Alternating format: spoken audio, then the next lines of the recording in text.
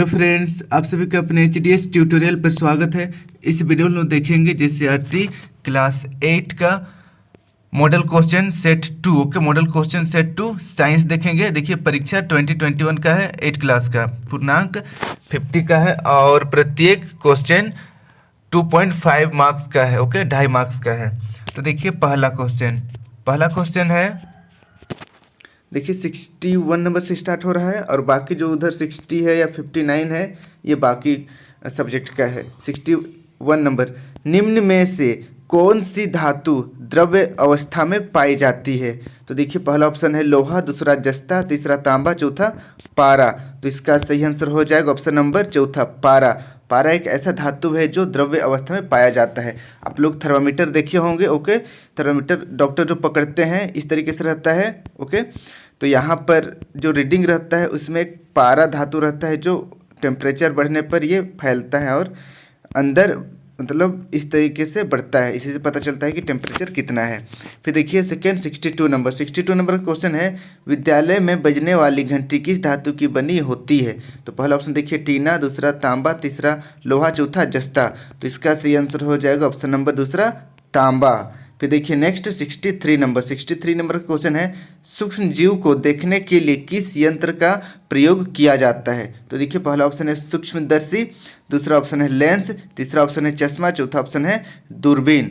तो इसका सही आंसर हो जाएगा, देखिए सूक्ष्म जीव बहुत छोटे छोटे होते हैं, इनको देखने के लिए हमें सूक्ष्मदर्शी की आवश्यकता पड़ती है। अब देखिए 64 नंबर का क्वेश्चन है, चेचक के टीके की खोज किसने की?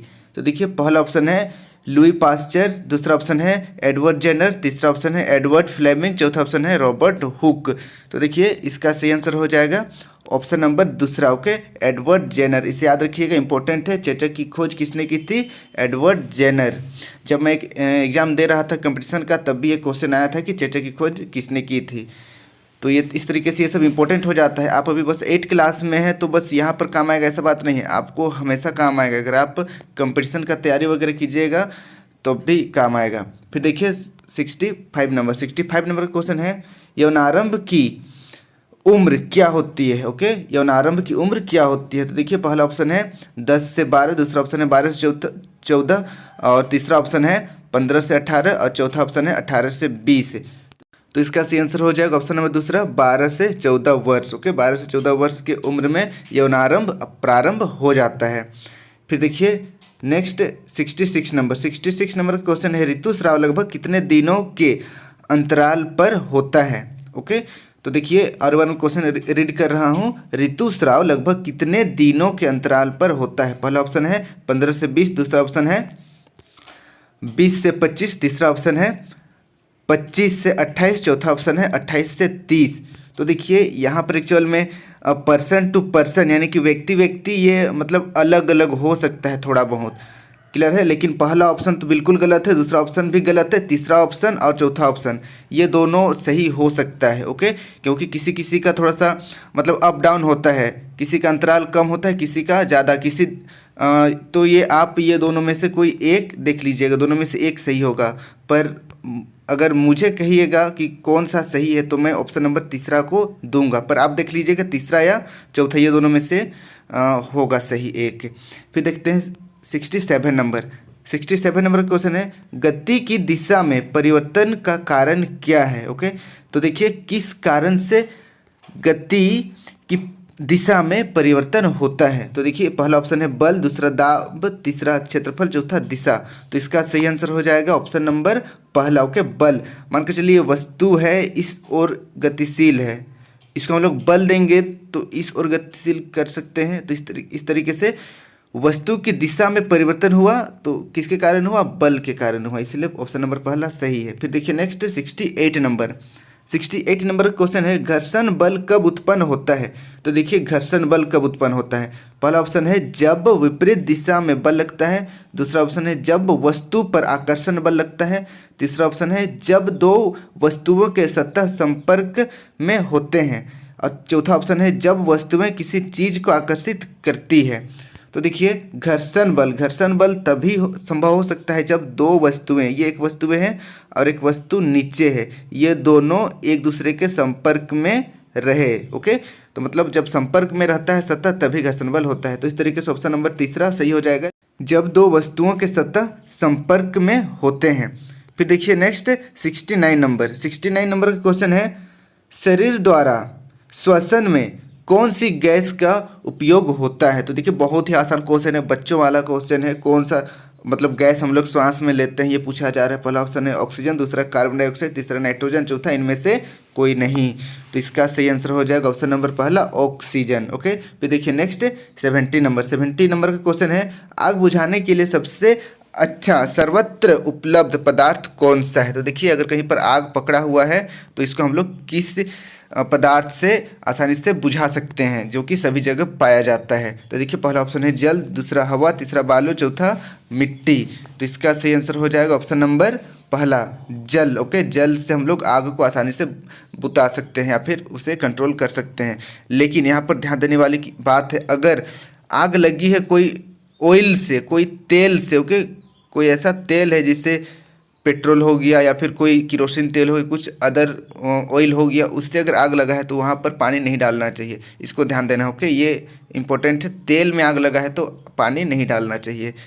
फिर देखिए 71 नंबर क्वेश्चन है, एक गीले ब्रेड को 1-2 दिन तक ऐसे ही छोड़ देने पर उसके ऊपर रुई की तरह रोएदार रचनाएं उग जाती है, उसे क्या कहते हैं। तो देखिए अगर आप ब्रेड को गीला करके छोड़ दीजिएगा अंधेरे में 1-2 दिन के लिए, तब इसमें रोयां उग जाता है, रुई की तरीके से दिखता है, तो उसको हम लोग क्या कहते हैं। तो देखिए पहला ऑप्शन है जीवाणु, दूसरा कवक, तीसरा प्रोटोजोआ, चौथा शैवाल।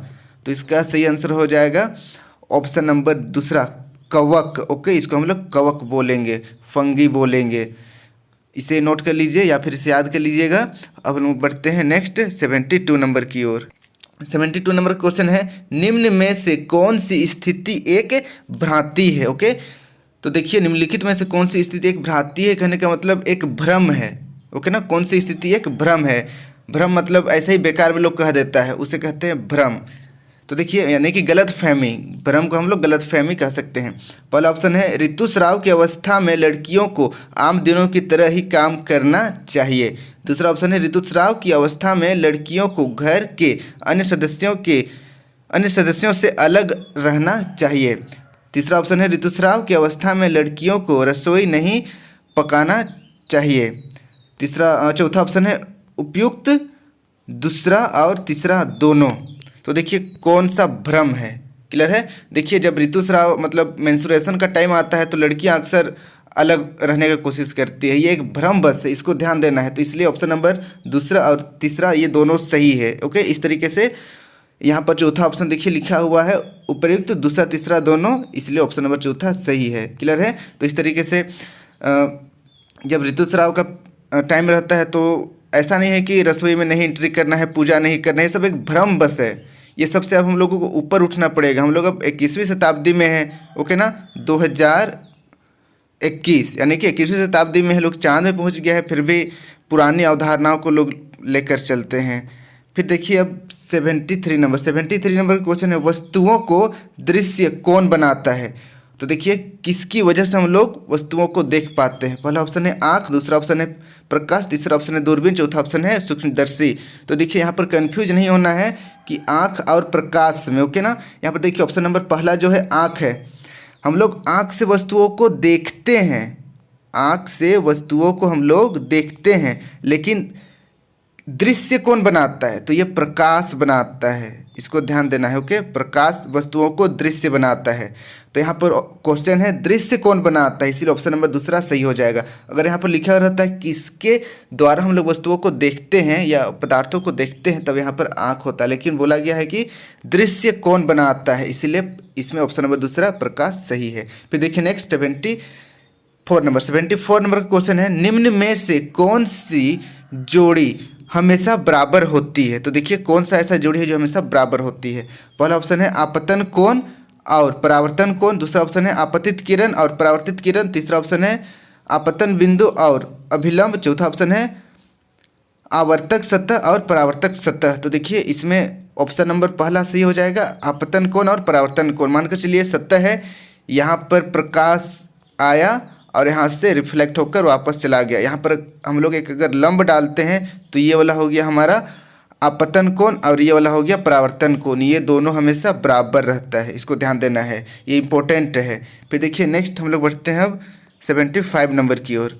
75 नंबर का क्वेश्चन है, अभ्यारण्य में मनुष्य की स्वतंत्र गतिविधि कैसी होती है। ओके, तो देखिए अभ्यारण्य वैसे क्षेत्र को कहते हैं जहाँ पर जंगली जानवर आज़ाद घूमते हैं, खुली मतलब अपने तरीके से जीवन जीते हैं। क्लियर है, तो वहाँ पर हम लोगों के लिए क्या है, मनुष्य के लिए क्या है। तो देखिए पहला ऑप्शन है प्रतिबंध, यानी कि मनुष्यों को वहाँ नहीं जाना रहता है। दूसरा ऑप्शन है सीमित, यानी कि जा तो सकते हैं लेकिन शिकार नहीं कर सकते हैं, वहाँ का पेड़ पौधा को काट नहीं सकते हैं, वहाँ का जो जंगली जानवर है उसे क्षति नहीं पहुँचा सकते हैं, ये सब हो गया सीमित में।